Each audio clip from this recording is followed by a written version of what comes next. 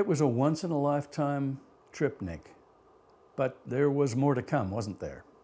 Ivan and I were on a huge high. It had been a spectacular trip. We made it in 2 days back to Namche. We were waiting there for Charlotte and Jeff, who had gone to Island Peak. Here's an amazing story. In the morning of the April 25th, we walked through the village, and Ivan was commenting on that these houses were made with these big stones that they carve out. People sitting there the whole day carving stones out and for their buildings. And he says, I wonder what happens when there's an earthquake here. He said, does this all stay up? I'm not kidding. A couple of hours later, we had just ordered lunch. Peter, an Australian fellow who had kept me up more or less the whole night with the Kumbu cough. The Kumbu cough, everybody, I got it, for weeks. Kumbu cough you get for the dry air, the altitude, and etc. So everybody's kind of coughing when you come back from base camp. It's something that you have to take, And he was coughing the entire night. He said, Nick, I must have kept you up the whole night. I said, oh, don't worry, Peter. I said, it's been a fantastic trip, and we can rest when we're at home. He wanted to go for a nap. We talked him in to have lunch, and we had just ordered lunch when the building started to shake. I still got goosebumps thinking about it because I was the first one out. I ran out of the building. Ivan came after me, Peter came after me. We didn't stop at the first door frame. There was a kind of, maybe after about 5 meters further, there's another door frame, kind of a wall with a door, and we huddled under there. At that moment, my thought was, is this it? Have we finally reached the point where, I clearly remember, is this it? It stopped after about 40 seconds. And of course, you saw stuff coming down, plaster coming down. The building where we're looking at is maybe 10 meters from us, literally goes up and down, cracks appear, plaster comes down. It was incredible. You heard people screaming. I got over the first shock, and we ran to very fast. We were looking to kind of a more open space because we had no idea what's going to happen next. And after about 25 minutes, 30 minutes, there comes the next quake. Everything started to vibrate again. Our nerves were shot.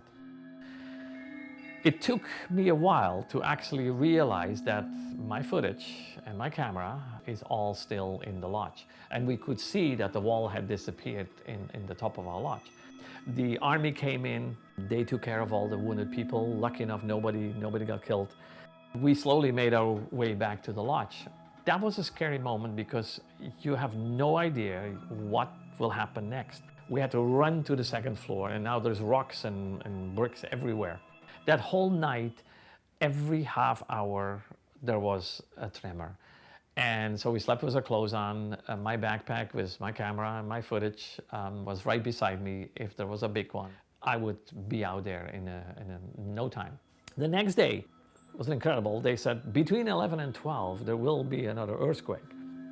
And so with all your gear or all the stuff that you at least can take with you, the whole village moved to the top of the hill. We went back into Namche. Now it's about 1 o'clock. And believe it or not, I was just going to the washroom. It was good I was not sitting down because at the moment I was done, the entire building started to shake and we got a 6.2 earthquake again. We ran downstairs, huddled again under the doorway.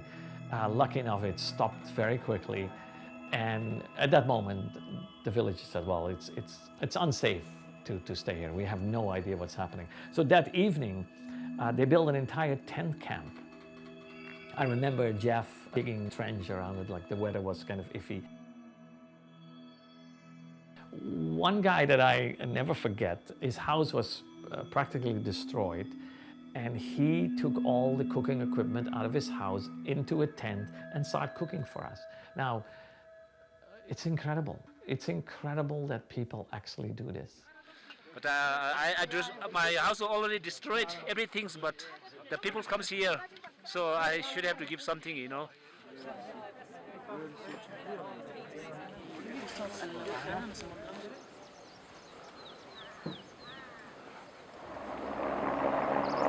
In the morning, we heard a helicopter coming in, taking the first people out of Namche, because it was too dangerous to go back and do the 2-day or 3-day track back to Lukla. So at about noon, it was our turn. Kumar had arranged that we could get a flight out, and it was a relief, enormous relief that we flew out there to Lukla. We still were not home, but I think we had made that first step.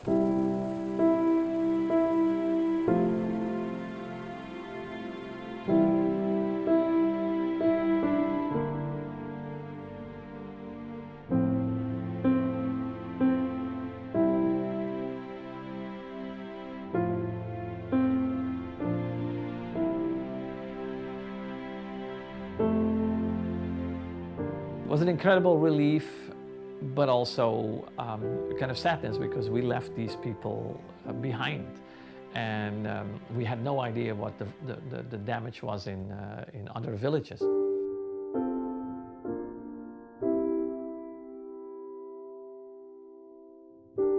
We found out that Kumchung was the hardest hit. 60% of Kumchung was destroyed.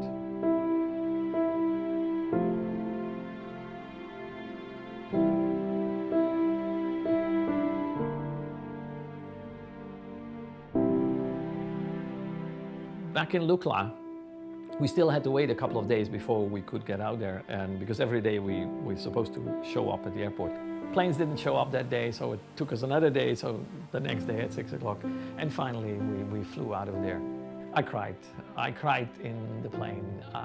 Tears started to flow. I think all the emotion and all the nerves of the days came out of me.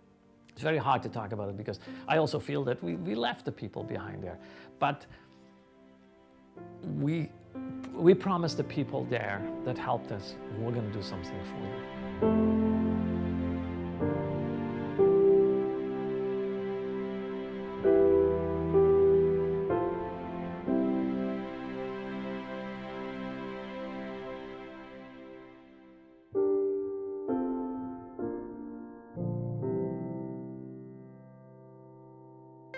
We stayed in the hotel for one night, and we spent the next day an entire day at Kathmandu airport. And there's where I saw something that I still want to investigate in a future documentary. All these planes had come in from India, from China, from Turkey. These huge planes unloading by hand. This is 5 days after the earthquake. One forklift truck over the whole entire airport. Couldn't the country come in with a bunch of forklifts and start helping the people in a more efficient way? It's puzzled us. Coming back was very emotional. I was relieved that I was back in Canada. And from that moment on, we started working on fundraisers. We did a big fundraiser with the Red Cross in Victoria, what was a huge success. And then we did our own fundraiser for Kumchung. Raised $8,000, and the $8,000 we have given to the Edmund Hillary Foundation that actually has a presence in Kumchung. And we hope that with other money raised for Kumchung, that this goes a long way to rebuild. Will you go back?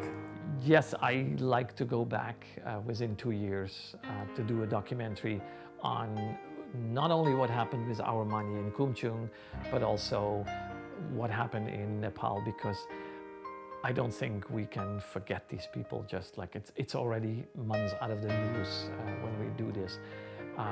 We can never forget this. The need is still huge, and I think we have to keep the story in the news.